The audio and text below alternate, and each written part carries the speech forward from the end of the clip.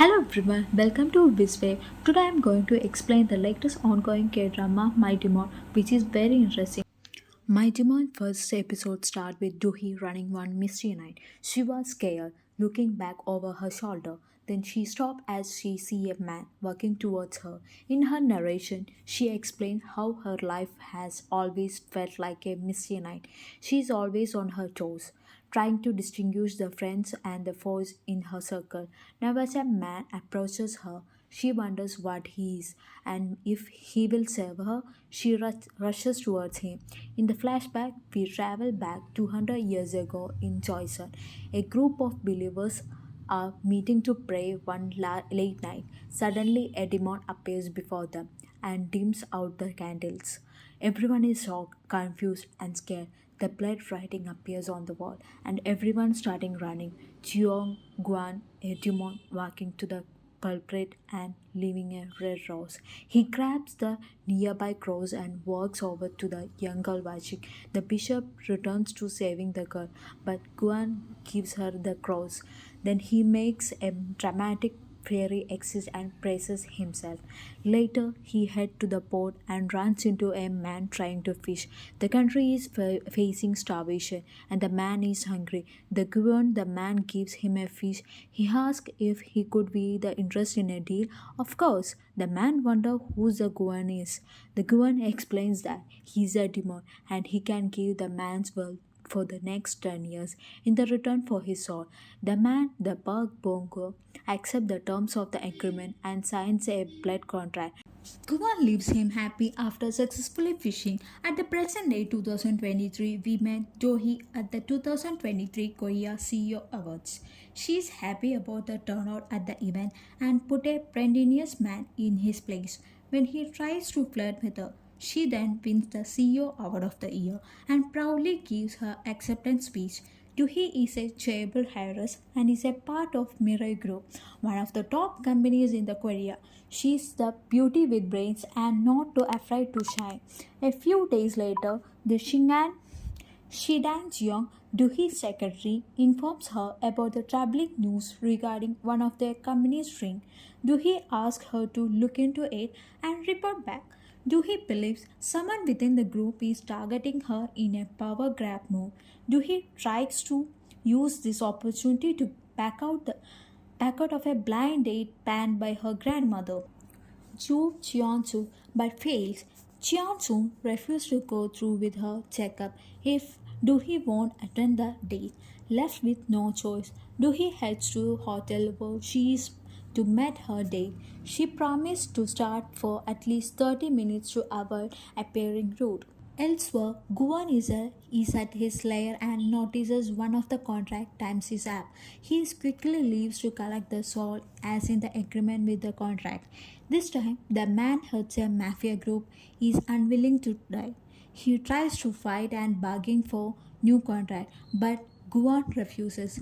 Guan insists a deal is a deal and say at least the man go to the power and wealth he is wanted. The man worries about what happens next and Guan explains in detail that he will die of a heart attack and go to hell.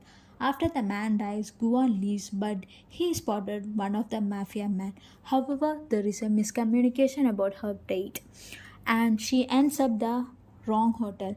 Here she interrupts Guon, who is a busy spoiling himself. He is displaced by the interaction and confused when she says they are meant to be on a date. As Dohee keeps referring to her grandmother as the Almighty, Guan wonders why the deity both get him a date. By the time he realizes what she means, it's too late. She refuses to leave.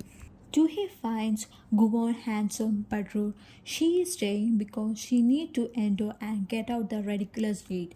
The more they try to talk, the more outraged each get. Gubon wants his peace back and Duhi wants them to get their story straight on the way why their date failed. She realized they didn't even introduce themselves, so she handed her card to Guan. Initially, Guan is hesitant to give her his card but finally does. It turns out that when he is not working as a demon, but he runs a Sunwall Foundation. The foundation supports traditional arts and regularly produces superb traditional performance. Guan is offended that Dohi does not recognize his foundation and asks why she is so uncultured. She points out she is busy running a big successful company and trying to manage the modern warfare that is her life. She thinks Guan was tricked to attend the date and find it funny. She deduces he might have a big problem if his side has go to the such lengths. Guan says that she making him nervous and their 30 minutes come to an end. As she leaves, she butts into the mafia men who are there to settle the score with Guan. The Guan's cake nearly falls on her, but he steps into the save his cake. Doohy thinks he is saving her. She is also moved, thinking he got her cake since it is her birthday. Her heart flutters and he holds her in his arm. She quickly comes to her senses and excuses himself to use washroom. While she is busy blushing and trying to calm herself in the restroom, the Kuan handles a mafia man. He uses his power to put the man inside the newspaper, but later release them. He is pissed because they ruined his cake, disrupted his time. Once Doohy returns, she is shocked that the cake is already been touched. She asks why he started without her and brutally responds that he had no clue what he's talking about. He doesn't know or care that it's her birthday and just want his free time back. Doohy is hurt by his words and order him to less rude if they ever meet again. On her way back, Ruhi wondered how her grandmother could set her up with such a jerk. She asked the Jiang about the article. The Jiang already looked into it and discovered that No Suhan, the CEO of Mirai April, is behind it. Juhi is sad that someone in her family is always come for her. She was adopted by Cheong Sen when her parents died, and even though the rest of the family acts friendly towards her, and she knows they are plotting against her. The family consists of No Sung Min, the CEO of Mirai Electronics, and his wife Kim Si Ra, the managing director of Mirai Electronics, and their shy son No De Jiang. The secondly, we have No Su Han and her twin son. Lastly, we have Jo Sing Hon, the nephew. All out of these people, Cheon Sang only trusts Dohi and this infuriates the other family members. For this reason, Dohi is always watching her back. On the drive back after the date, she get a mysterious call from an anonymous caller. The caller says he has priceless information that can help her become the chairwoman of Mirai Group.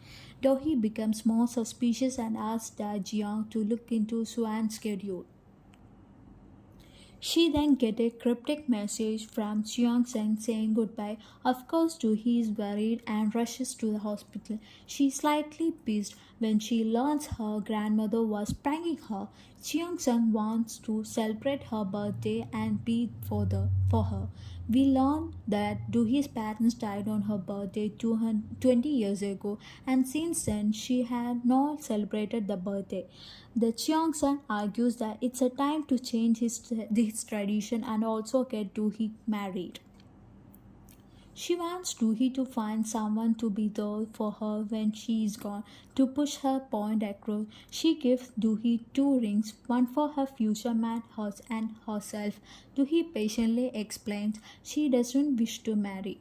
Cheonseng asks if the date went well, and Doohy said it was awful. The Cheongseng worries that Doohy doesn't like her date because of his looks, and Doohy said all the man has is look. Dajiang interrupts them and announces there was a mistake with the date. Elsewhere, Guang continues to run his foundation as usual. The Park Bong-gu and Ga Guyang are at his side. He receives a call from Da Jiang apologizing for the confusion and offering compensation. Guan curtly says there is no need and hang up. The Chiangsen is surprised by his attitude and decides to get Dohi and the blind date, but she runs out of the room. After chatting with her grandmother, Dohi is informed Chuan is currently having a staycation in Soko. The Dohi decide to drive to Soko and confront Shuang. Unfortunately, she gets her. Shuang is long gone. The Dohi stay back and visits the beach, and she reminisces her parents and last time they celebrated her birthday. On the other hand, the man who mysteriously called her saying he some information is attacked and killed. Meanwhile, the Guan Yang is heard that Guan went on a date with a human girl. The Guan is pissed as she bookworm argue about the understand him more. They ask how Guan feel being immoral and whether he is lonely. The Guan say he likes it and living a predator forever is a great. After spending the rest of the day at the beach drinking soju, she calls for a driver. However, the driver turns out to be a man who killed the anonymous killer.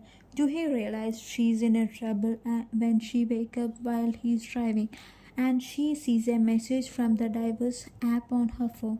She tries to act calm and ask who he is. The man stops the car and saying that is a wrong question. She should instead ask why she is about to die and he says it is because of Johnson. He gets into the back seat and tries to knock her out using the chloroform dipped handkerchief. Thankfully, though, he managed to get out the car, starts running. In the meantime, the Guan is looking for the new target and senses her.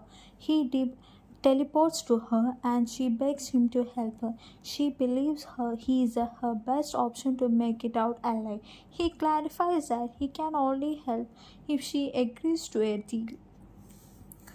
Though is scared, the killer approaches her with a knife and agrees to make a deal. As Guwon fights the man, Doohy runs back to car and tries to drive off. She stops in her track when Guwon throws the killer against the windshield and tries to hide against a bridge. Guwon approaches her to help. The man wakes up and drives the cars towards them. The Guwon tries to use his power to teleport them, but it fails. Doohy slips from his hand and falls. He jumps after her. They fall into body of water and Doohy is first to recover her consciousness. She starts shaving herself but decides to go back for Guan.